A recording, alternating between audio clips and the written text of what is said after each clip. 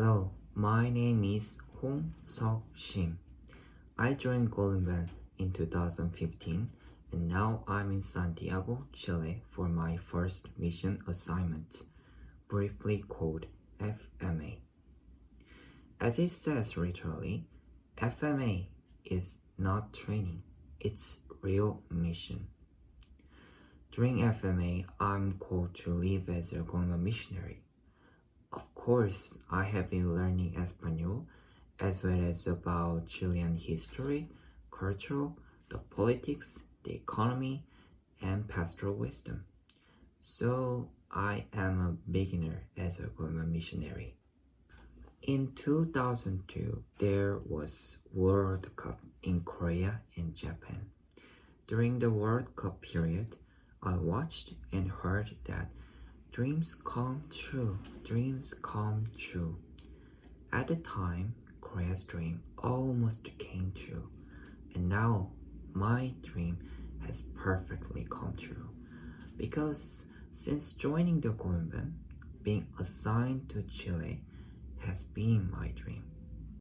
I frequently imagine that in Chile, missionaries would visit chapels in the high Andes by foot or by riding a donkey. The reality of Chile, especially here in Santiago, is totally different. I can call a taxi by my smartphone and have video call with my family in Korea. But Chile is still my dream. Chile is now in enormous transition.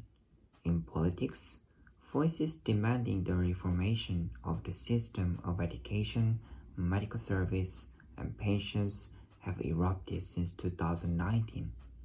And 35 years old Gabriel Boric was sworn in as a president in March.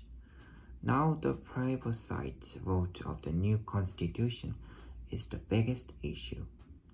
In the economy, raising the metro fare 30 pesos, each about 3 cents, triggered severe protests against the government.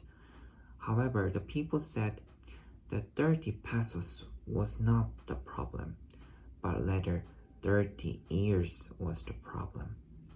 30 years ago, when people recovered democracy from the notorious dictator Augusto Pinochet, people hoped that Chile would become a better society.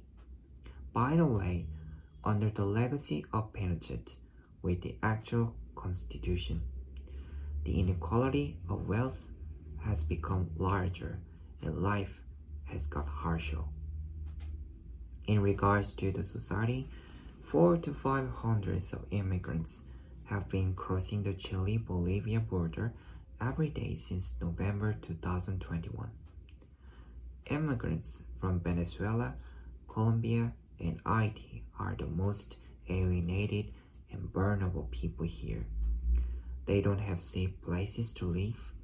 They cannot get identification documents. They are each targets of human trafficking, drug, and other abuses. As a result, since 2019, the Columbans began to provide shelter, legal support, education, and pastoral care for the immigrants. I have visited and heard the immigrants' story. One blind Venezuelan had walked more than 7,000 kilometers from Venezuela to here with nothing, just depending on people's generosity. Another ran away through a kitchen window when government agents killed his nephew at the front door. Every time I heard these personal histories, I lost my words and I felt sorrow and frustration. First, I saw many barriers: the actual immigration law, individual prejudice, lack of education, and no fraternity. However, I was joyful when a silent guy suddenly opened his mouth, spoke about his journey with bright eyes, finally released his breath. It seemed like that he let go of his pain, fear, and tension through our dialogue.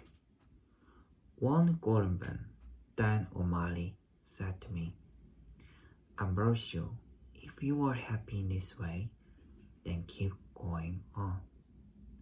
Yes, I'm happy when my accompaniment becomes consolation and empowerment for others. So I'm going to continue on as a Columban. In Korea, Patrick McGlinchey founded the pasture of St. Isidore in 1961 in order to overcome the poverty of Jeju Island. Donald O'Keefe had been a neighbor of uneducated, alienated, and oppressed workers. I think that the accompaniment with God's little people is the missionary journey of Columban society. This history has inspired me during all my years with the Columbans.